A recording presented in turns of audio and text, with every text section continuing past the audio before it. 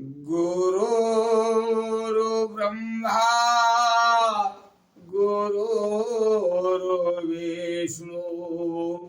गुरुदेव महेश्वरा गुरुदेव परं ब्रह्म तस्मै श्री गुरुवे नमः।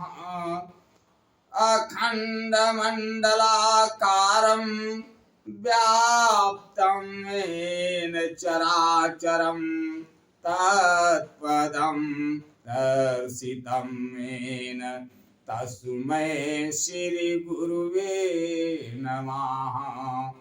मातृवत् लालित्री च पितृवत् मार्गदर्शिका नमोस्तु गुरु सत्ताय श्रद्धा प्रज्ञायुक्ताचया। ओम श्री गुरुवे नमः। ओम श्री गुरुवे नमः। ओम श्री गुरुवे नमः।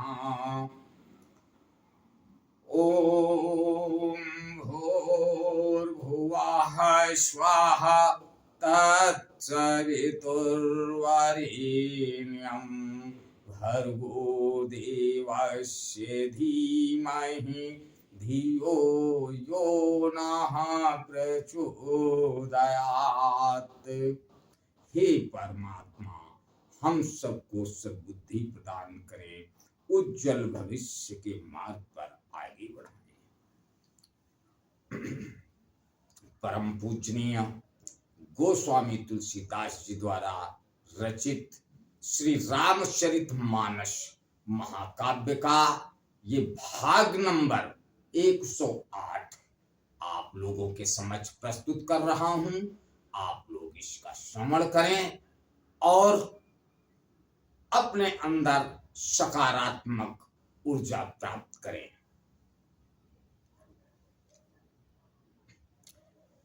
गोस्वामी तुलसीदास जी लिखते हैं, कहूं राम गुण गाथ भरद्वाज सादर सुनहूं, भव भंजन रघुनाथ भज तुलसी तजमान प्रद। परम पूजनीय याज्ञवल्क्य जी कहते हैं, हे भरद्वाज, मैं श्री रामचंद्र जी के गुणों की कथा कहता हूं, तुम आदर से सुनो। तुलसीदास जी कहते हैं, मान और मद को छोड़कर आवागमन का नाश करने वाले श्री रघुनाथ जी को भजो।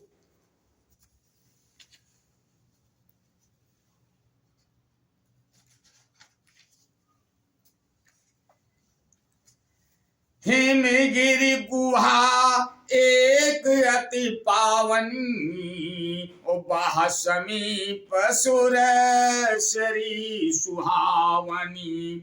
आश्रम परम पुनीत सुहावा, देख देवरिष मन अति भावा। हिमालय पर्वत में एक बड़ी विचित्र गुफा थी, उसके समीप ही सुंदर गंगा जी बहती थी। वह परम पवित्र सुंदर आश्रम देखने पर नारद जी के मन को बहुत ही सुहावना लगा। निरखि शैल सरि विपिन विभागा, भयउ रमापति पति अनुरागा। भयउ रमापति पद अनुरागा, सुमिरत हरहि श्राप गति बाधी। सहज विमल मन लागी समाधि। पर्वत नदी और वन के सुंदर विभागों को देखकर नारद जी का लक्ष्मीकांत भगवान के चरणों में प्रेम हो गया।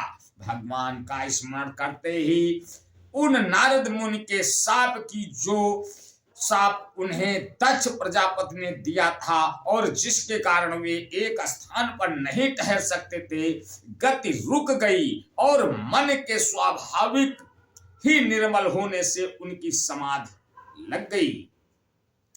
मुनि गति देखी सुरेश डराना, ओ काम ही बोल की सन्माना। सहित सहाय जाहु मम हेतु, चले हरस ही जलचर केतु। नारद मुनि की वह तपोमयी स्थिति देखकर देवराज इंद्र डर गया। उसने कामदेव को बुलाकर उसका आदर सत्कार किया और कहा कि मेरे हित के लिए तुम अपने सहायकों सहित नारद जी की समाधि भंग करने को जाओ। यह सुनकर मीन ध्वज कामदेव मन में प्रसन्न होकर चला। सोना शीर मन महु असित्रासा, चाहत देव ऋषि मम पुरवासा। जे कामी लोलुप जग माही, कुटिल का कई वर्ष वही डेराही। इंद्र के मन में यह डर हुआ कि देव ऋषि नारद मेरी पूरी अमरावती को का निवास राज्य चाहते हैं। जगत में जो कामी और लोभी होते हैं वे कुटिल कौवे की तरह सबसे डरते हैं।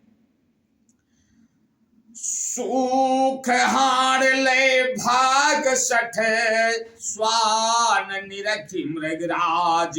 छीन ले जन जान जई, तिमी सुरपत न लाज।